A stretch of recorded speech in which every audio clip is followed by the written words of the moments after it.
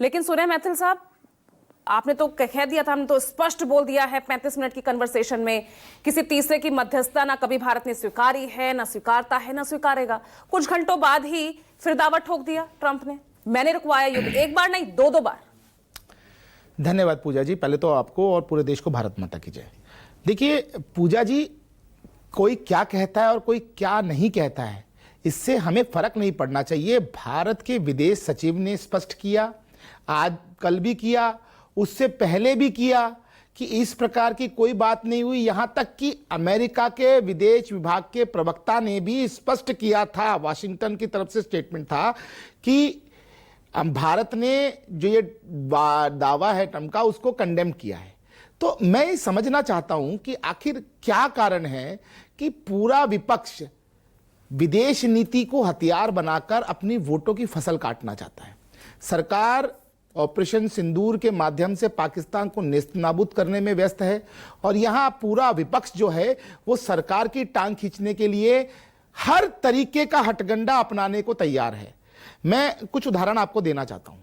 आप देखिए कि G7 हुआ, G7 में कनाडा की धरती पर G7 हुआ, जहां पर कि भारत के कूटनीतिक संबंध भी लगभग खत्म हो चुके थे क्योंकि खालिस्तान की वो बेस कैंप बन गया था।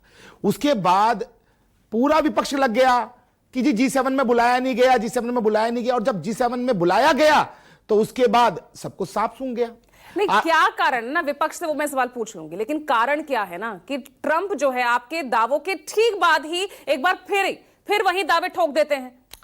देखिए अरे वही ऐलान कर देना, वही बयान दे दे, वो बयान दे ही नहीं पाते हैं, बल्कि आपके किए गए दावों को और वो झुटला देते हैं।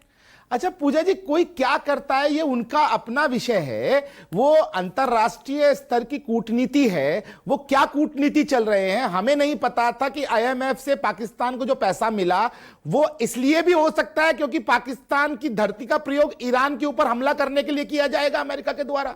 जिस प्रकार से आसिफ मुनीर को अभी बुलाया गया और आसिफ मुनीर को बैठा खाना खिलाया गया, तो जैसा कि आपके डिप्टी एडिटर साहब ने बोला, बहुत बड़ा पक्ष है ये।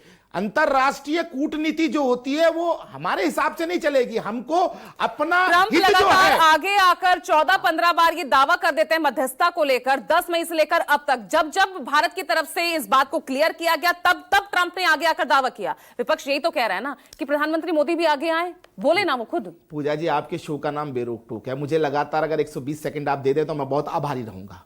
देखिए अब मुझे कुछ बात नहीं समझ में आएगी तो सवाल तो पूछना बनेगा ना मेरा। अच्छा पूजा जी, भारतीय ब्रह्मोस ने ही तो पाकिस्तान के एयर डिफेंस को खत्म किया, भारतीय सेनाओं के शौर्य से ही तो पाकिस्तान नेस्तनाबूद हुआ।